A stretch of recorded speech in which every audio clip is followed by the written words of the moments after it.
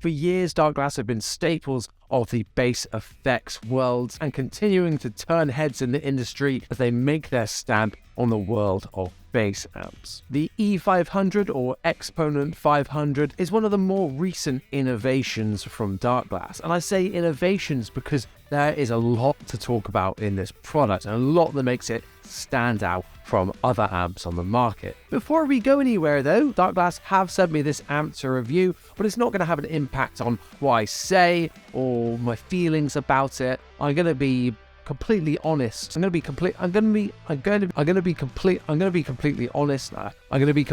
honest in this review, but I just thought I'd let you know that up top. So what is the e500? It is essentially a clean bass head in a tiny little package delivering 500 watts of power for your bass cab. And as I always like to say, big things come in small packages.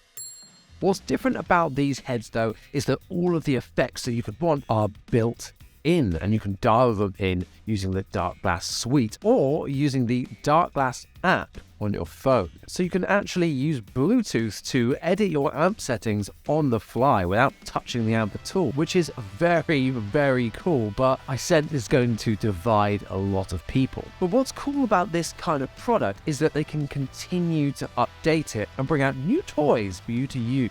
At time of release, they have just updated the software to include 2 Octave pedals. The Sublime and the Sublimon.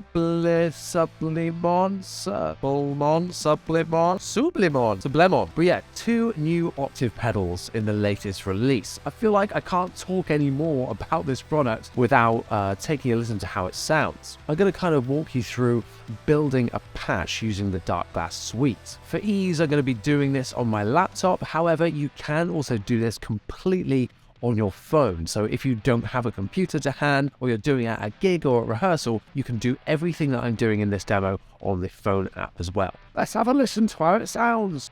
Okay, so now here we are. I've got the Darkglass suite open. We are plugging in via the USB-C in the back of the head, and that is just going straight into my MacBook Pro and recording through Logic. We're going to be running this through my FGN made in Japan jazz bass. As you can see in the interface here, we've got nothing on there. It's looking pretty bare at the minute. That's because I thought I would just start with a completely blank track so you can hear what it sounds like. So this is the DI tone.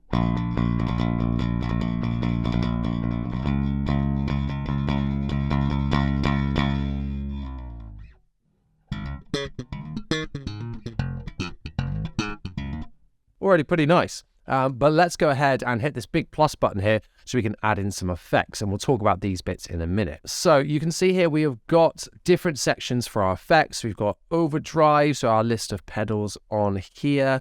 We've got, I filtered that. We've got preamps we can add in there, these ones. Filters, so more EQ going on. Echo, so all of our reverbs and delays. Dynamics, which is a compressor.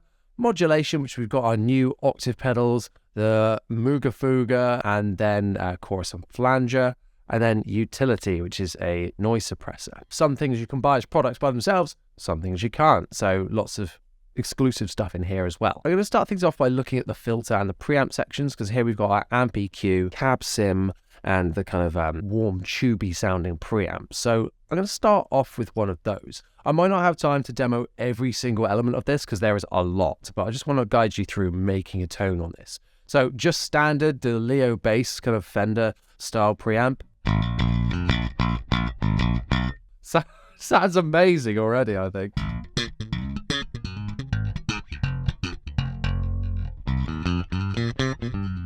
Mid, scoop it out a tiny bit, scoop a bit more treble in there. So pretty flat sounding EQ. Yeah, I love how that sounds. Let's add a cab in there. The cab sim, we've got loads to choose from here. This is where we might not do so much of the demo on here because there's lots that you can do. But before we dive into the options here, I want to drive your attention to the signal chain over here. Now, at the minute, we've got cab sim going into preamp. Sounds really weird. And you got to think of it like the top is where your bass is coming in and this is your outputs down here. So we can actually just click and drag it to where we need it to be. So cool about this is that we have got different outputs here. We've got a send and return out, our kind of main volume out, so going through to the cab out of the speakons out the back.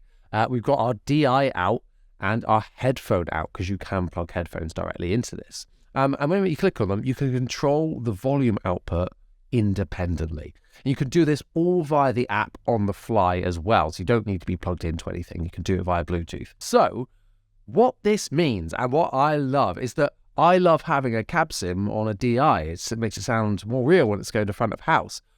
We can move where this goes, so that what we're doing is saying that, okay, going to my cab, which is the output here, I want everything, and then it goes out to the cab.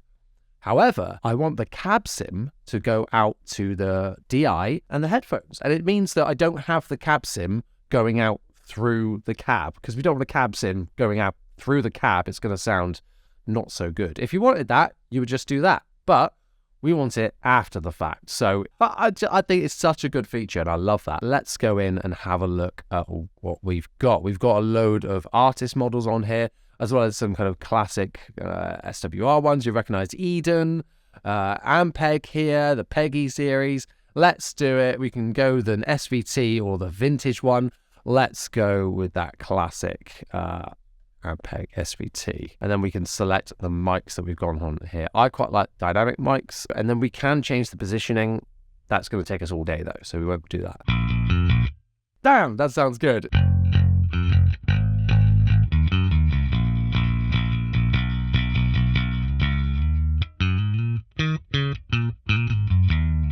I think that's good, but I think it could have a bit more sparkle to the sound. Go with just this Darkglass EQ. You can see down here the CPU load. So we can't have the signal chain be too complicated because it's only a little device. It can only take so much. So you can see here, it's going to put it to 40% capacity.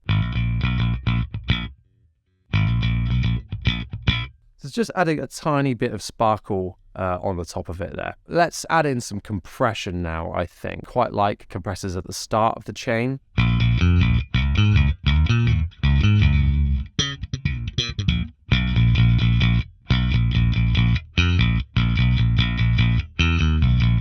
Just tightens everything up. So now let's go in and get dirty with it, shall we?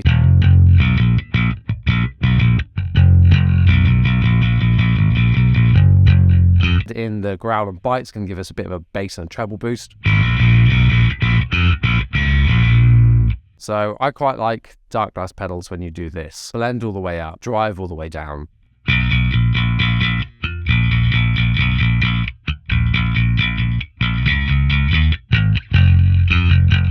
Just adds that little bit of bite without it.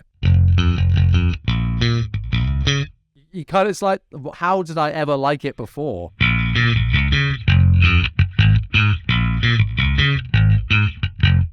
Now let's change it up quickly. B3K.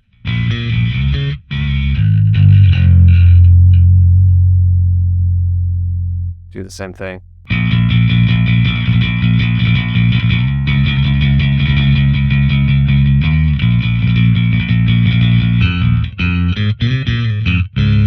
you might be thinking, well, I don't really want to control this all in app on the fly. I want to be able to use the physical knobs on the front.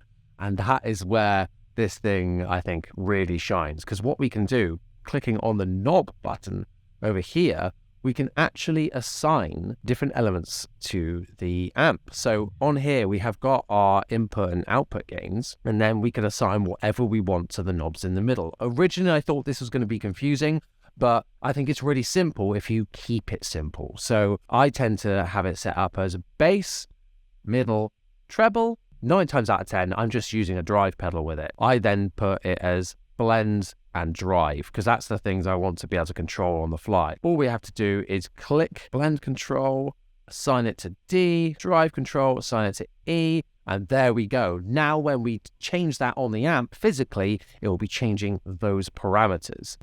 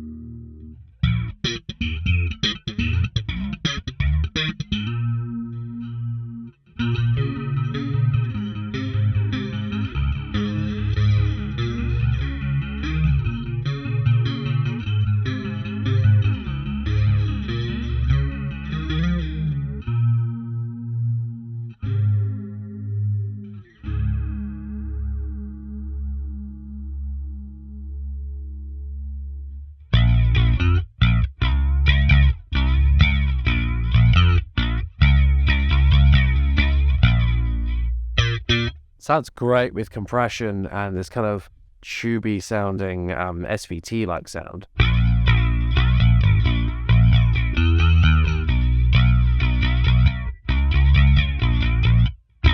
Let's check out these new Octave pedals.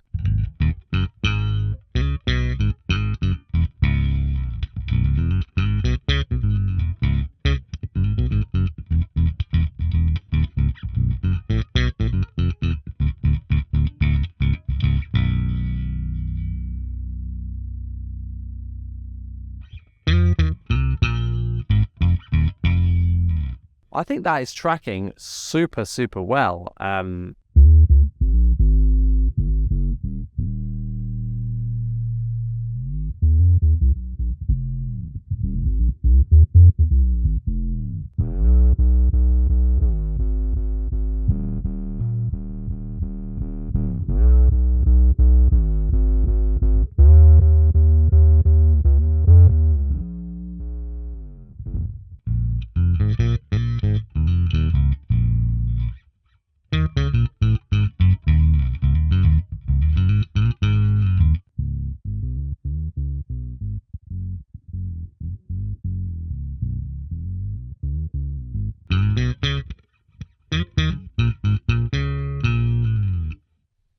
All in all, really good sounding Octave pedals, I think.